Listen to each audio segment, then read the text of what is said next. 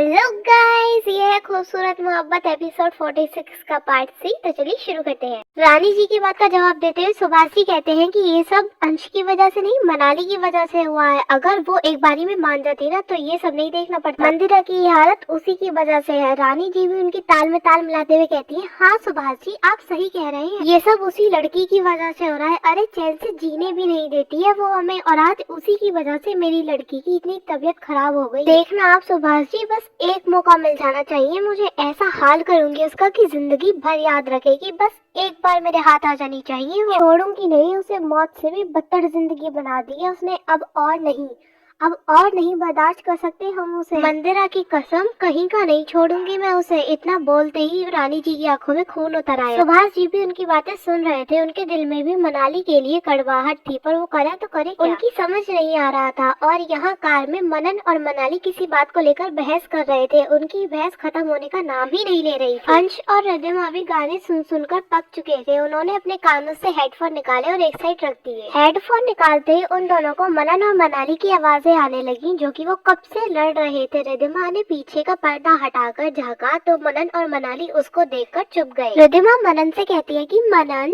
तुमने तो कहा था कि तुम पूरे रास्ते रोमांस करोगे और तुम दोनों तो यहाँ झगड़ रहे हो, मतलब हमारी मेहनत सारी वेस्ट हो गई। मनाली ने इतना सुनते ही दूसरी तरफ मुंह घुमा लिया। मनन भी उसे गुस्से में देखकर कहने लगा, इन मैडम से पूछो, मैं तो रोमांस की बातें ही कर रहा था, यही है जो झगड़ने लगी। पर पता नहीं इनको क्या हो गया, इसने अपनी नुकीली सैंडल जोर से मेरे पैर पे मार दी, इसलिए लड़ रहा था। रिद्धिमा ने इतना सुनकर मनाली की तरफ देखा तो मनाली बोल पड़ी, ये अजीब अजीब बातें कर रहे थे, पता नहीं इनके दिमाग में इतना सब आता कहाँ से है, मुझे सुनकर ही उल्टी करने का मन कर रहा था। रिद्धिमा ने मनन की तरफ देखा तो मनन झलाकर बोल पड़ा, अरे मैं तो रोमांटिक बातें कर रहा था जिससे तुम्हें ये सफर बोरिंग महसूस ना हो, पर तुम तो कुछ और ही समझ बैठी। अरे मुझे तो समझ ही नहीं आता कि तुम लड़कियों को प्रॉब्लम क्या है, बात करो तो प्रॉब्लम, ना करो तो प्रॉब्लम, मतलब एक जगह टिक नहीं सकती। तो रिद्धिमा बड़ी बड़ी आंखों से मनन को देख रही थी। वो कुछ बोल पाती इतने में मनाली बोल, हाँ तो मार खाने वाली बातें करोगे तो ऐसा ही होगा ना। और हाँ, प्रॉब्लम लड़कों को होती है, लड़कियों को नहीं। मैं तो अपनी जगह शांति बैठी थी, आप ही मुझसे चिपक रहे थे, और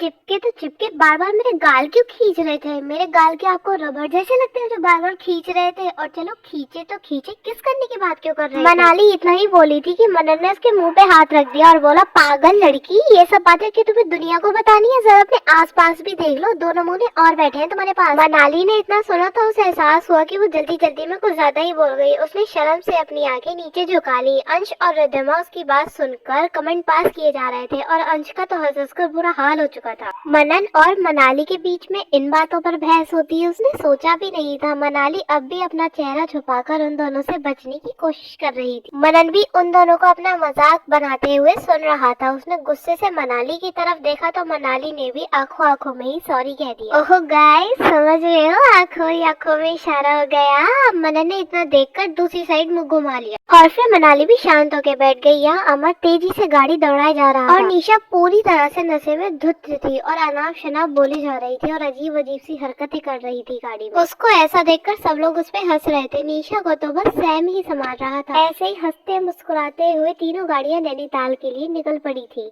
सुभाष जी और रानी जी मंदिरा के कमरे में बैठे थे और उसके होश में आने का इंतजार कर रहे थे। मंदिरा थोड़ी देर में होश में आई और उसने सामने रानी जी और सुभाष जी को देखा। वो उठने को हुई तो रानी जी बोल पड़ी, बेटा आराम करो, तुम उठो मत, तुम्हारी तबीयत ठीक नहीं है, तुम बेड पर ही लेटी रहो, मैं तुम्हारे लिए सूप बनाकर लाती हूँ। ओके मेरा बच्चा। सुभाष जी पूछते हैं, कैसी तबीयत है बेटा? मंदिरा कहती है, हाँ पापा मैं ठीक हूँ, बस थोड़ा सा बदन दर्द है। सुभाष जी कहते हैं, तुम्हें बहुत बुखार था बेटा, अभी डॉक्टर साहब तुम्हें इंजेक्शन लगा कर गए, अच्छा हुआ तुम्हें जल्दी होश आ गया, हम बहुत परेशान हो गए थे बेटा। मंदिरा कहती है कि मैं ठीक हूँ पापा। मंदिरा बस इतना ही कह पाई और आंखें बंद कर लेट गई। रानी जी वहाँ पर सूप लेकर आती हैं और उसे पिलाने लगती हैं। रानी जी आंखों में आंसू लेके कहती है, तुम्हारा बुखार उतर गया ना बेटा, मतलब अब कैसी तबीयत है? मंदिरा कहती है कि आप टेंशन मत लीजिए माँ, अब मैं ठीक हूँ, बस थोड़ा अजीब सा लग रहा है शरीर में। रानी जी कहती है कि तुम ये दवाइयाँ ले लो, फिर तुम्हें अच्छा लगेगा, तुम नाश्ता करने आ जाना, मैं तुम्हारे लिए कुछ अच्छा सा बनाती हूँ। ये सुन मंदिरा ने हाँ में सिर हिला दिया। रानी जी उसे आराम करने का कहकर किचन में आ गई और सुभाष जी भी उसके सिर पर हाथ रखकर टेक केयर कह के बाहर आ गए। तो गाइस, इसी के साथ ये एपिसोड यहीं खत्म होता है। आपको कैसा लगा हमें कमेंट करके जरूर बताना, लाइक और शेयर करना मत भूलना, और अगर आप चैनल पे नए तो सब्सक्राइब जरूर करना। मिलते हैं नेक्स्ट एपिसोड में। Okay bye, take care.